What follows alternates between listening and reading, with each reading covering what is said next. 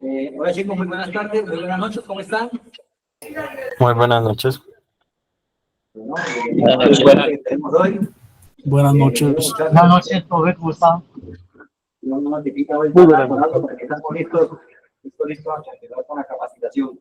Bueno, muchachos, mi nombre es Reinaldo Giulianis, especialista en atención hospitalaria. Vamos a hablar hoy de un tema muy interesante que es sobre la historia de la atención hospitalaria, de dónde nace, qué es la necesidad que haya el tipo de atención hospitalaria como tal, por qué aparece esta gran necesidad, por todos los cambios y mejoras que se aparecen a partir de una necesidad revelada. Entonces, bueno, muchachos, bienvenidos a la clase y vamos a iniciar. Pues, dice que la historia de la atención hospitalaria en Colombia tiene una gran importancia. El tema de que podamos ser los diferenciadores entre las oportunidades que tenga una persona que es víctima de un evento de accidente de tránsito, que tenga muchas emergencias, es algo fundamental para minimizar. ¿Qué pena? ¿No se escucha? A ver. Profe, se escuchó muy recortado. Hoy me reviso. No, yo lo escucho bien. ¿Listo? ¿Me confirman? ¿Estamos viendo audio? Profe, lo escucho bien. Bueno, listo, continuamos. Entonces, gracias, muchas gracias. Bueno, entonces, tenemos claro que la atención hospitalaria nace a partir de una necesidad de atención a personas víctimas de situaciones catastróficas. ¿Okay? Entonces, resulta que quisiéramos saber nosotros qué haríamos si presenciamos un accidente. ¿Qué hacemos? Hay dos condiciones, ¿no? Ya vamos a preguntar. ¿Qué hacemos desde el punto de vista personas de común que no tienen conocimiento ante el manejo de una situación de emergencia? ¿O qué hacen nosotros como profesionales de la salud que podemos actuar en una situación como esa? Los que no teníamos experiencia en la actividad hospitalaria, ¿qué pueden realizar ante un accidente? Vamos a ver, vamos sobre la vía, encontramos un accidente, persona lesionada. ¿Qué podemos hacer nosotros? Ahí entra el caso de primer respondiente. Aquí te aporta alguien, ¿qué podemos hacer? Profesor, pues la primera, toca hacer valoración de la escena, en qué estado está el paciente, cuántas víctimas, si son solo, o también si son solo, si no hay víctimas, será en ese caso, pues sería solo, como decimos nosotros, solo choque entre vehículos. Qué pena. Bueno, les comento. ¿Puedo Señor, añadir algo ahí? por favor. Pues antes de revisar cuántos pacientes son y todo, pues sería primero revisar y asegurar el área que no sea riesgoso para uno, ya sea no profesional o profesional, de pronto que haya un cable suelto o Dios no quiera haya alguien agresivo que todavía esté dentro del área o no sé, algún carro inestable, pues sería primero estabilizar el área, sacar el paciente a un área estable y pues sería ahí sí empezar a revisar cefalocaudalmente y pues solicitar una ambulancia. Se podría llegar a hacer eso. Bueno, exacto. Seamos o no seamos profesionales de la salud, siempre primero debemos salvaguardar nuestra integridad. Se trata de que vamos a ayudar, no a volvernos un paciente más en el evento. Entonces, digamos que esto es parte de lo que vemos en la capacitación de primer respondiente. Hay un protocolo que se llama el protocolo PAS. Cada letra tiene un significado. P, proteger. A, avisar. S, socorrer. En ese orden, realizamos esta actividad. ¿A qué se refiere proteger? Lo que decía el compañero. A asegurar la zona como tal. Un accidente de tránsito, bueno, coloquemos una señalización, unos conos, una rama, un árbol, unas luces con los celulares. Algo que avise que ahí hay un obstáculo para que hay un accidente para que no vayamos a otras personas a incrementar más vehículos involucrados en el accidente como tal. Entonces, lo primero, proteger la escena para que no haya más involucrados y sea una escena segura para nosotros mismos. Luego, avisar. ¿A quién lo avisamos? Al sistema de emergencias médicas. ¿Sí? Oye, aquí hay un accidente en ciertas condiciones. Entonces, ¿qué tenemos que avisar? ¿Qué pasó? ¿Cuáles son las condiciones? ¿En qué lugar pasó? ¿Hay personas involucradas? Ya después de que hicimos la valoración inicial de la escena como tal y avisamos, sigue con la S, socorrer. Ahí sí ingresamos donde están las personas lesionadas y empezamos a prestarle los primeros auxilios. Pero los primeros auxilios los prestamos solamente las personas que estamos capacitadas para realizarlo. ¿Por qué es importante esto? Porque las personas que no tienen conocimiento en salud, con todo el cariño, con toda la voluntad que tengan para ayudar, de pronto terminan haciendo una lesión más grave del paciente. Podemos generar una lesión cervical, ¿sí? Podemos generar una obstrucción de la vía aérea al hacer una mala movilización del paciente. De pronto tiene una fractura con exposición y un hueso astillado al moverlo mal, hacer una mal dinámica de movilización, terminamos cortando una arteria y generando una hemorragia. Entonces, lo hacemos solo personas que estemos capacitadas para atender un paciente. Por eso es importante, algo aparte de lo que es la clase como hoy, es aprender cómo actuar como primer respondiente y aprender primero auxilio para tener el conocimiento y poder ayudar a personas víctimas de situaciones de urgencia y emergencia como tal. Entonces, esas son las cosas que hay que hacer al llegar a un accidente. Protocolo para proteger, avisar, socorrer. Resulta que la atención hospitalaria tiene unos orígenes. Tenemos la historia que la primera persona que habló de atención hospitalaria como tal fue un francés, Dominique Jean Larrey. Fue un médico, un cirujano militar francés que al ver todas las situaciones de tantos soldados heridos en combate, propuso la opción de atenderlos en el campo o colocar como el hospital de campaña, campas de campaña donde podían proceder para darle más oportunidad a esos soldados lesionados. Pero mire que hablamos del año 1792 y guerras históricamente hemos hemos escuchado muchísimas, años mucho más atrás, desde Cristo, siempre ha habido guerras. ¿Qué pasaba con toda esa gente? ¿Sí? Lo que pasa, en las guerras antiguas, lo que sucedía es que ahí quedaban tirados y nadie respondía por ellos. ¿Sí? Hasta 1792 fueron los primeros pasos que tenemos para poder establecer que se requería una atención pre-hospitalaria antes de que llegara al hospital, una, una atención en el sitio donde la persona estaba lesionada como tal. Entonces, pilas con esa fecha, 1792, Dominique Jean Larrey. Profe, discúlpeme, le hago una inquietud. ¿Usted sabe cuál fue la intervención de ese general francés? ¿En qué guerra? ¿Se tiene la información histórica?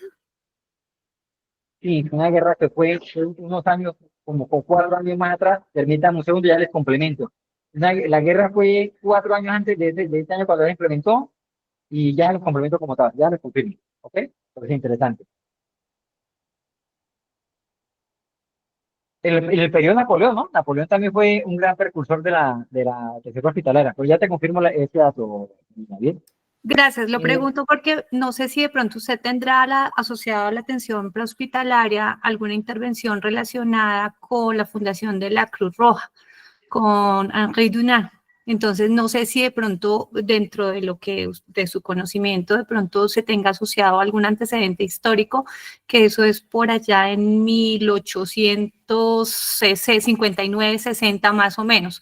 Pero no sé si es de esa época que es mucho anterior, un poco más anterior a la fecha que nos está dando, se tiene el antecedente de pronto de hablar de atención prehospitalaria.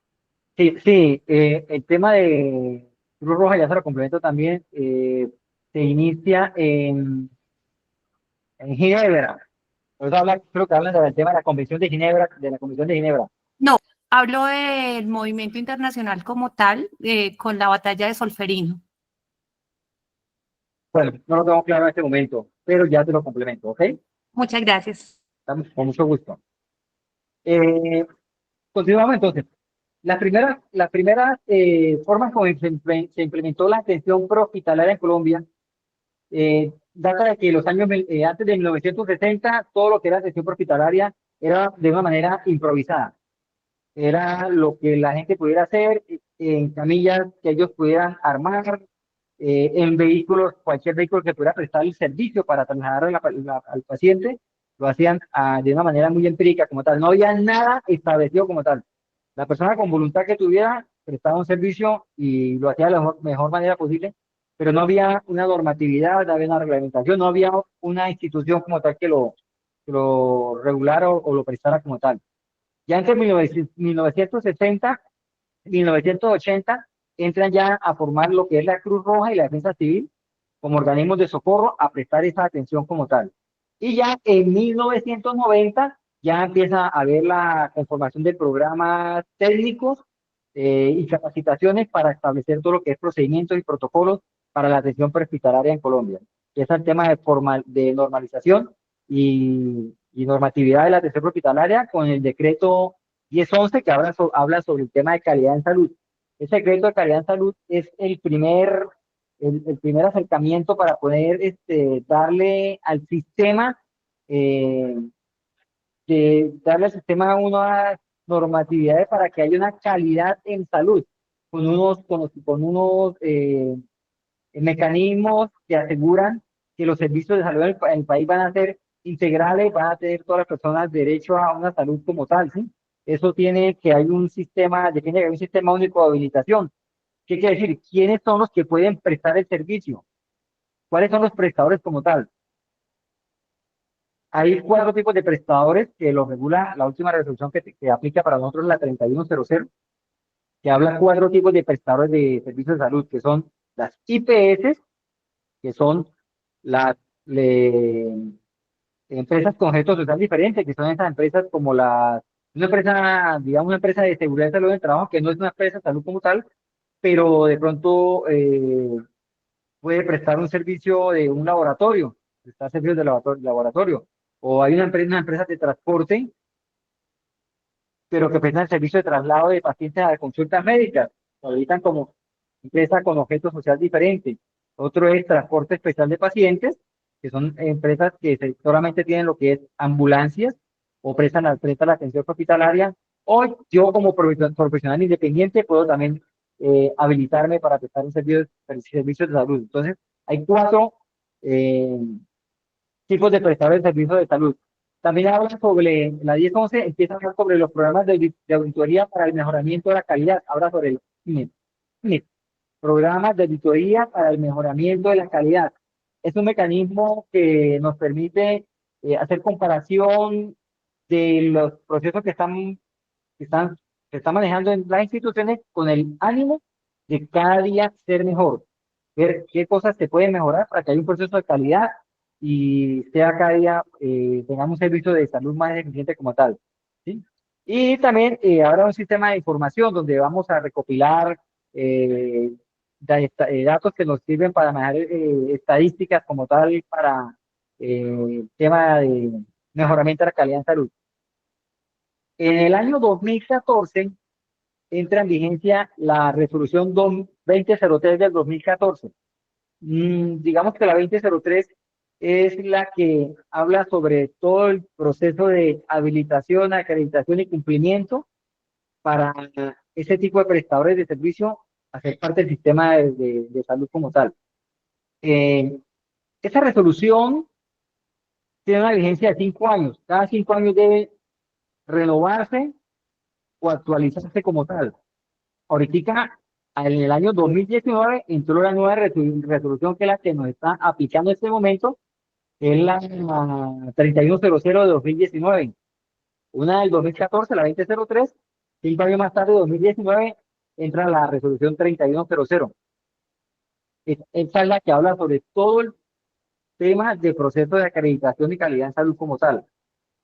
Nos da las pautas de que si yo voy a habilitar un tipo de servicio en particular, ese servicio con qué debe cumplir, cuál es el talento humano, cuál es la infraestructura que debe tener y todo lo que es la reglamentación para cumplir con eso.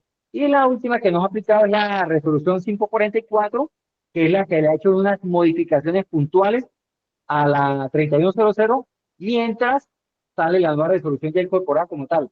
Cosa que en el ejercicio cuando sale una resolución, a veces aparecen situaciones nuevas. Lo más importante que apareció en la 3100 fue que empezamos a implementar los medios tecnológicos de salud, como fue la telemedicina. Eso es, digamos, que fue lo más significativo como tal. La 544 hace pequeñas modificaciones, hay unas modificaciones pequeñas que va haciendo a la 3100 con el fin de mejorar algunas cosas que eran evidentes que se requerían como tal. Entonces, hablamos nuevamente de atención hospitalaria en sí, hablamos de un sistema de emergencias médicas. Dice que el sistema de emergencias médicas es un modelo integrado en atención. ¿Por qué integrado? Porque integra varios componentes. La atención hospitalaria, el sistema de emergencias médicas no es solamente las ambulancias o el tecnólogo de atención hospitalaria atendiendo, no. Es un conjunto de participantes como tal, que involucran a quienes, involucran desde la administración municipal, Secretaría de Salud, que son los que direccionan o llevan la batuta en el sistema de emergencias, y luego puede involucrar, digamos que es una situación donde hay accidente de tránsito, pues necesitamos tránsito, necesitamos de pronto policía, podemos estar requiriendo la ambulancia, podemos estar requiriendo bomberos, ¿sí? Un apoyo más grande porque se requiere de pronto una extracción, ¿sí? Entonces, cuando son eventos masivos, cuando son situaciones masivas, necesitamos ya entonces Cruz Roja, que entre Defensa Civil, que entre toda una logística para dar apoyo a esa situación de emergencia. Entonces, SEM, Sistema de Emergencias Médicas. Toda emergencia que se presente médica va a ser regulada por el SEM. ¿A quién le aplica SEM? A municipios de cierta categoría. Aquí en Santander tenemos 3 municipios que están obligados por la norma a tener SEM. Bucaramanga, que es categoría 1, Florida Blanca y Barranca Bermeja, que es categoría especial. Al momento tenemos SEM en Bucaramanga y en Florida Blanca como tal. El SEM tiene unos componentes.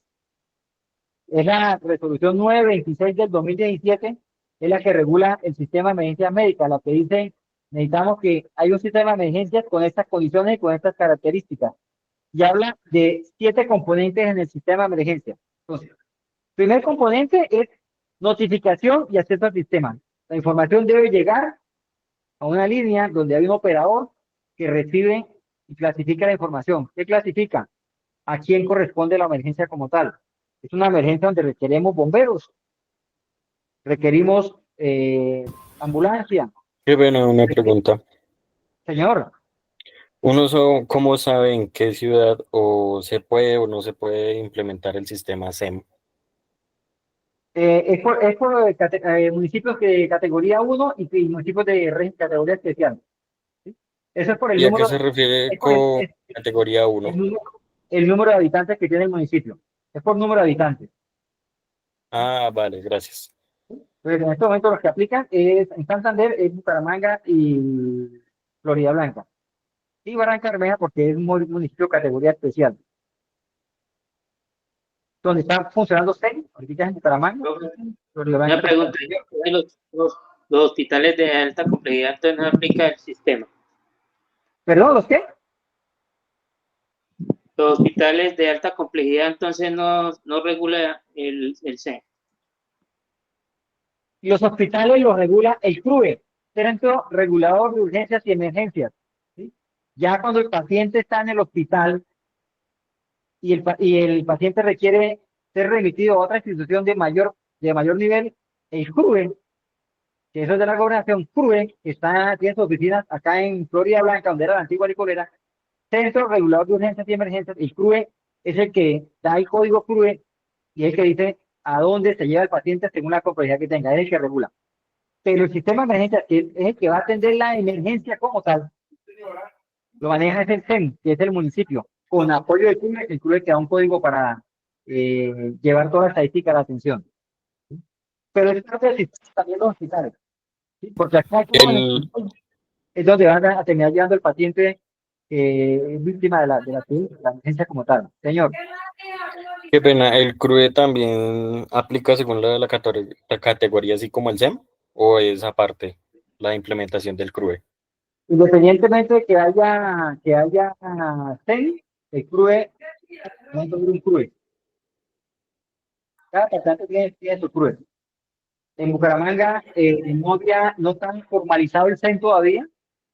En Florida no está formalizado el CEN todavía, pero ya había CRUE, que era el que ha venido encargando de todos esos temas de que tenemos un paciente, por decir algo, en San Gil. El paciente necesita un centro médico de mayor nivel, allá donde uno de San Gil, de la clínica que esté, hospital que esté, se comunica con el CRUE, pasa la historia clínica, comenta la novedad y ahí dicen a dónde se lleva cada paciente. ¿Sí? Vale, muchas gracias. El nivel jerárquico, pero el CEN depende, el CEN sí depende del CRUE.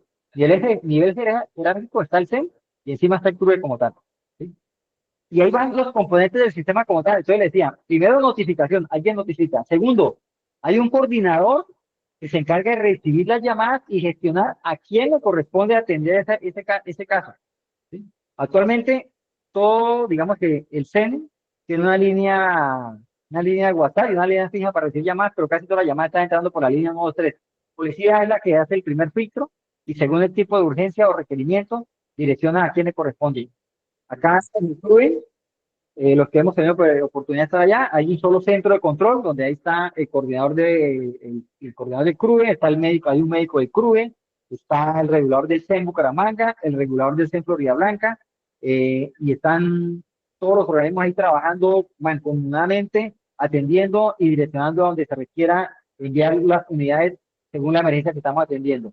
Entonces, después de quien recibe la llamada y direcciona a quien corresponde, cuando nos toca nosotros en el área de salud, entonces va a haber una atención prehospitalaria, donde entramos nosotros a realizar la atención y la valoración del paciente como tal. Por eso es importante que quien hace la llamada nos dé la mayor información posible de lo que sucede, para uno ya en ruta, uno ya va proyectando qué va a encontrar. Un accidente con moto, con carro, está volcado, cuántas personas iban, estaba lloviendo, fue por había CPM, muchas situaciones que es importante recibir toda la información posible. Entonces, llega uno y hace la atención prehospitalaria. En ese componente de atención prehospitalaria está el componente de traslado de pacientes. Son dos cosas distintas. ¿Sí? Porque, a ver, lo que pasa es que en este momento hay un gran déficit de tecnólogos en atención prehospitalaria. Entonces, las ambulancias que hacen parte del sistema de emergencias médicas están haciendo la atención prehospitalaria, ambulancias de complejidad baja, que la regulación de la 3100 dice que debe estar compuesta por un conductor un COBE, conductor de operador de vehículo de emergencia, o también operador de vehículo de emergencia, y un auxiliar de enfermería. Pero dentro de la academia, dentro del estudio que realizamos nosotros, es muy distinta la orientación que recibe un auxiliar de enfermería a un tecnólogo de atención hospitalaria. Son dos campos, aunque vemos materias similares, el campo de acción es muy distinto del uno al otro. El auxiliar de enfermería está encaminado a trabajar dentro de un centro asistencial donde tenemos los recursos y las herramientas para trabajar a un paciente, mientras que el tecnólogo de atención hospitalaria desarrolla habilidades para poder atender a un paciente en situaciones complejas, donde muchas veces tenemos que ser recursivos y vemos de dónde nos pegamos para poderle brindar atención y los soportes que necesita el paciente como tal. Pero actualmente el sistema de emergencias médicas está siendo operado por ambulancias del sector privado, donde quienes realizan la atención son auxiliares de enfermería, bueno, ahí viene otro componente que es capacitación del personal. Estamos refiriendo a capacitación continua y permanente, inclusive capacitaciones que no están incluidas dentro de la resolución 3100.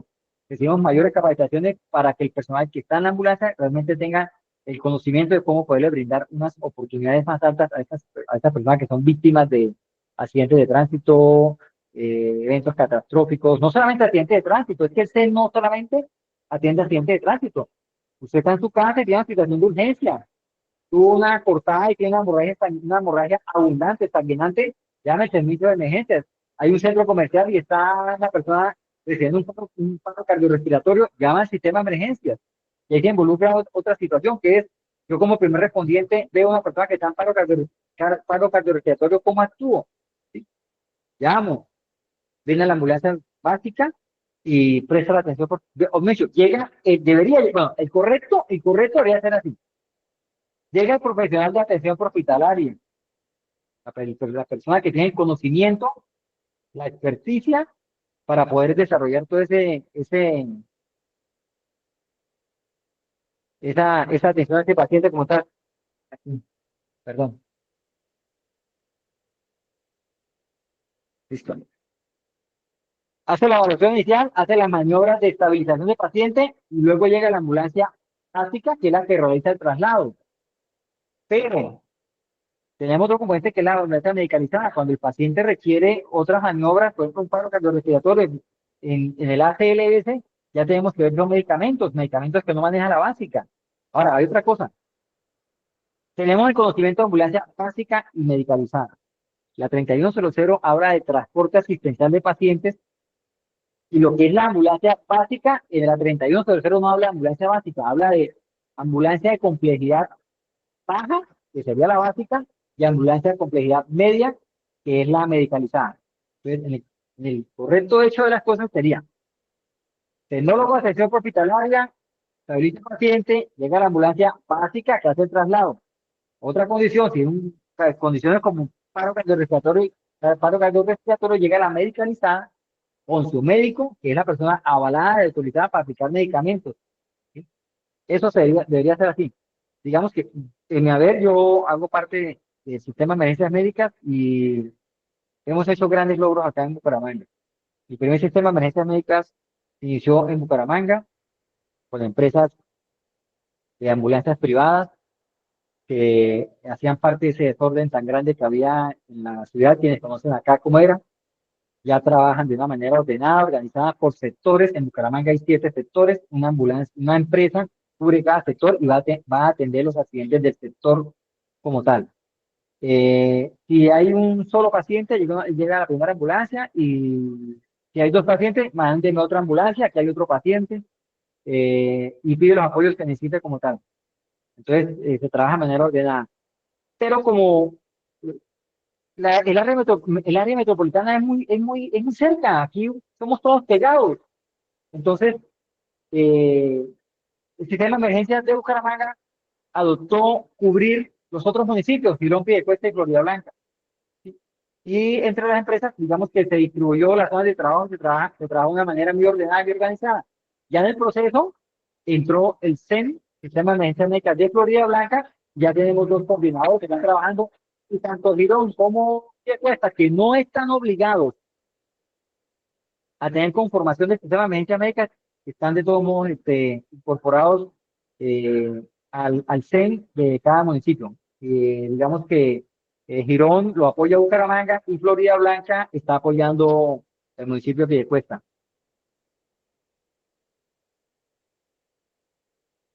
Somos ejemplo a seguir, porque el otro sistema de emergencia médica que funciona muy bien es el de Medellín, pero son ambulancias públicas. Bueno, ahora, ¿quiénes son las que pueden prestar atención hospitalaria? Personas que tengamos la capacidad, la experticia y el conocimiento para realizarla. Acuérdense que lo que les dije, si no tenemos conocimiento, en vez de hacer beneficio, podemos hacer más como tal. ¿Sí? ¿Qué necesitamos? Tecnólogos de atención hospitalaria, personal capacitado y una infraestructura como tal, atento a la logística. Digamos que haber logrado integrar las empresas en el sistema fue fundamental. Fue cubrir una necesidad que teníamos.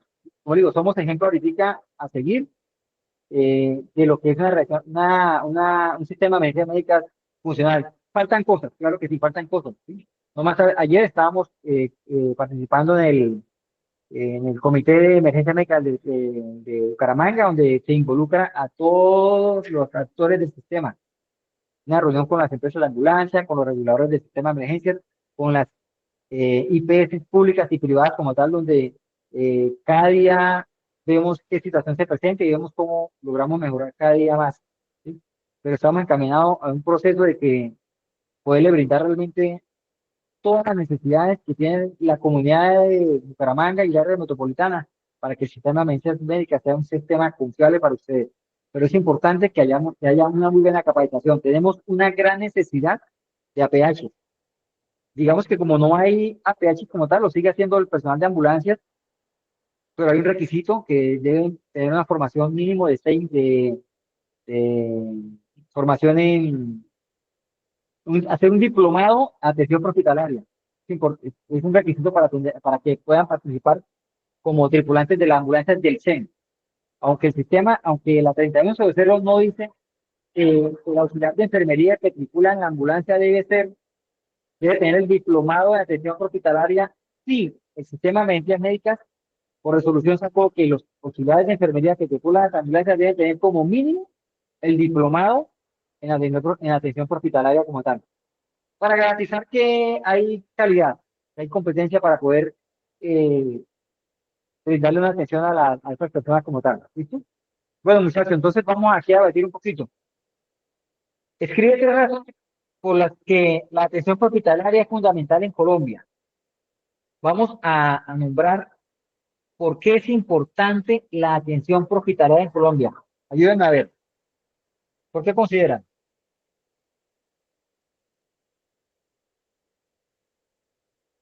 Si es necesario que haya atención hospitalaria en Colombia.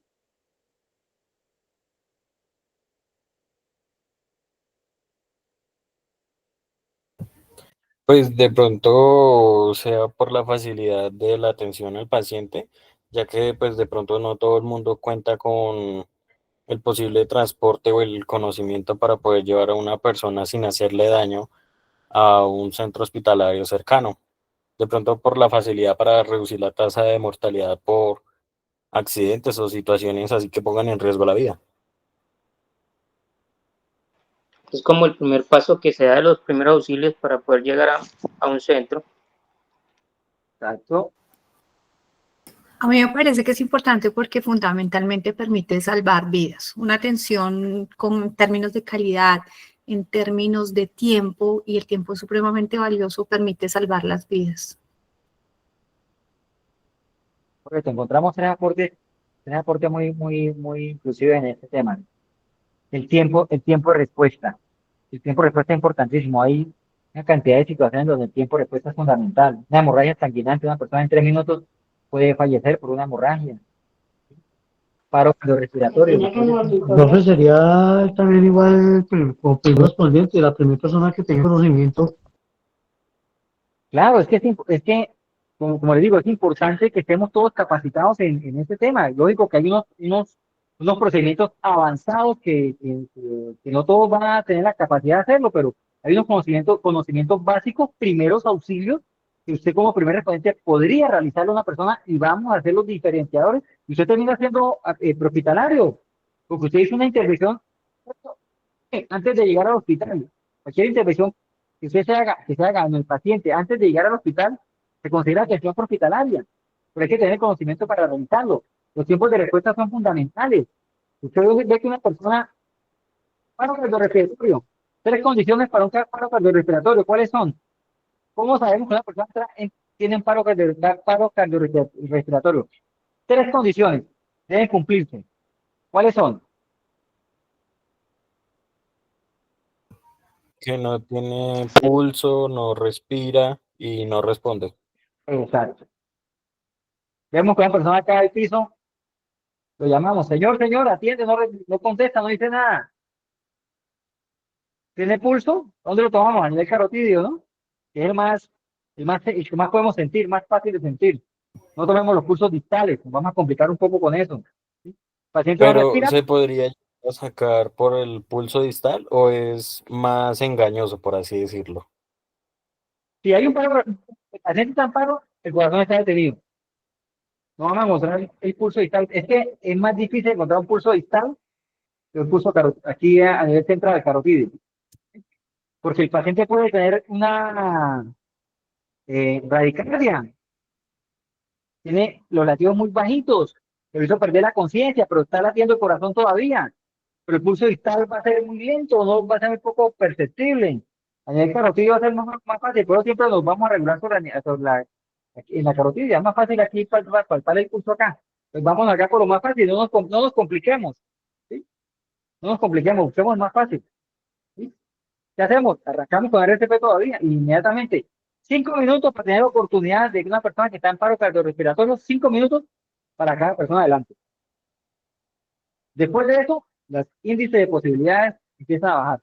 ¿Por qué? No hay perfusión sanguínea, no hay irrigación, empieza a mover el cerebro, no hay oxigenación. ¿Sí? Las posibilidades empiezan a bajar. Lo que decía la niña ahorita, tiempos de respuesta. Nosotros, la atención hospitalaria marca una diferencia entre la vida y la muerte de una persona. Marca una diferencia entre las comorbilidades que pueda desarrollar la persona, la calidad de vida que pueda tener la persona como tal. Detectar una CB, detectar una CB, tiempo de respuesta, 4 horas, y la CB muchas veces porque no es una situación dramática como tal.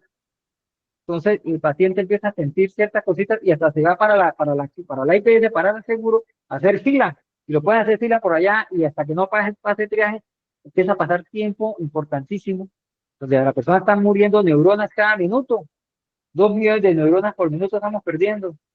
Entonces el tiempo es fundamental, identificar, una persona con ciertos síntomas, llega el APH o un primer respondente que tenga un conocimiento básico, identifique signos de una ACV. Vamos a poder actuar entre las 4 primeras horas, donde la recuperación del paciente puede llegar al 100% sin ninguna lesión que le quede después. ¿Sí? Eso es fundamental. Tiempos de respuesta, calidad de vida. Entonces, la atención hospitalaria es una necesidad fundamental en nuestro país y en el mundo entero como tal. Con tal de que la persona pueda llegar a un centro asistencial con ya maniobras que le han reducido las lesiones, que le han bajado los índices de mortalidad, que han bajado los índices de lesiones secundarias a esa lesión como tal. ¿Sí? Tenemos unas preguntas, porque hemos hablado del tema.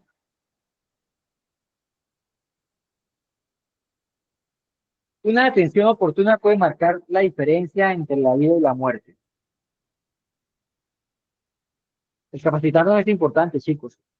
Capacitarnos es importante, es desde mi experiencia, poder uno atender a un paciente por el traumatizado y entregarlo con vida. No con vida el que solamente, bueno, ya cumplí con entregarlo, ¿no? Que la calidad de esa persona pueda tener una calidad de vida interesante, que pueda, ojalá no tenga ninguna lesión secundaria después de eso, ¿sí? Es algo muy gratificante para nosotros. Y ustedes que están estudiando esto, no pueden dejar de entender que esto es un tema no para todo el mundo. Es un tema que tiene una pasión, que tiene un gusto.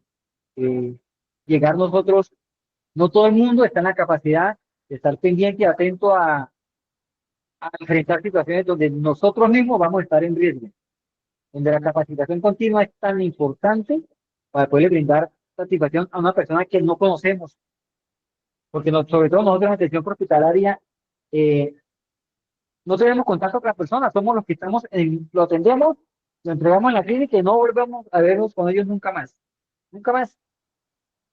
Ya cumplimos con nuestro deber, pero es muy gratificante realizar ese tipo de atenciones. Y en mi haber, digamos que entre más traumatizado el paciente, ha sido más satisfactorio poder realizarle maniobras que van a marcar la diferencia de las personas. ¿Sí? Y no solamente prehospitalariamente uno va a atender lesiones evidentes, heridas, sangre, fracturas, ¿no? A veces solamente el apoyo psicológico como tal es fundamental. Mire, de una experiencia pequeñita, hace unos días atendimos un mes una chica, dos carros estrellaron, un taxi le pegó total el taxi por detrás, un choque muy sencillo, muy simple. Y cuando abordamos el taxi, había la pasajera, estaba gritando, atacada, no tenía ninguna lesión, pero estaba tan asustada porque ella recientemente había tenido una lesión cervical y estaba asustada porque pensaba que tenía algo muy grave de un choque donde ni siquiera se arrugaron las latas de los carros. Y el llegar y brindarle un apoyo psicológico, tranquilizarla, calmarla, fue suficiente para esa niña como tal. Entonces nosotros, los tecnólogos de atención hospitalaria, cumplimos, no solo los tecnólogos, todos los que tenemos la oportunidad de ayudar a alguien que está en situación de urgencia, eso es muy fundamental, es fundamental para ellos. Asegurar la cena, asegurar las pertenencias, tristemente. Mientras unos llegan a ayudar, otros llegan a aprovecharse, ¿cierto? Eso es real y pasa. Pero estamos encaminados a hacer cada día mejor las cosas como tal. Capacitaciones, primer respondiente, capacitaciones en primeros auxilios, capacitaciones para ser buenos en la atención hospitalaria, capacitaciones para ser buenos, muy buenos en la atención intrahospitalaria como tal. Es fundamental en el área de la salud, muchachos. Por eso, ustedes que están involucrados, los que están involucrados saben que tenemos que todos nuestros cursos cada 2 años estarlos renovando. Cada 2 años estamos renovando. Venga, que yo ya sé hacer las compresiones, me toca volver a hacerlas, volver a hacerlas. A veces cambian pequeñas cositas, a veces cambian. ¿Sí? Es importante hacerlas, estar actualizados en los sistemas como tal. Pues, muchachos, ¿alguna pregunta como tal nos queda pendiente a desarrollar?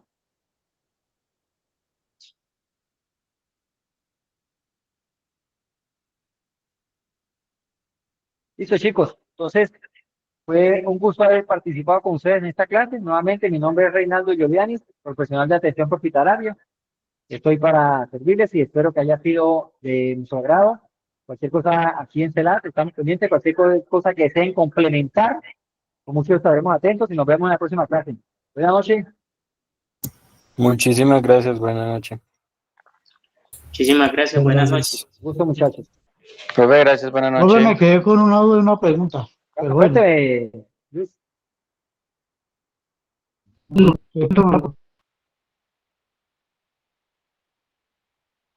Señor, ¿no le copio?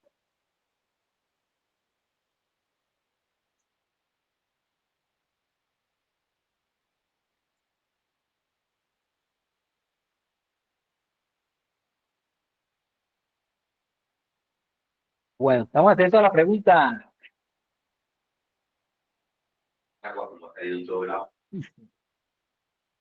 Buenas noches. Feliz descanso.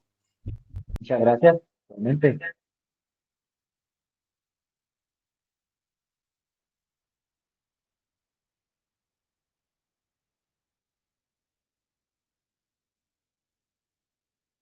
Bueno, chicos, cualquier novedad, tipo estelar, estaremos atentos a colaborarles.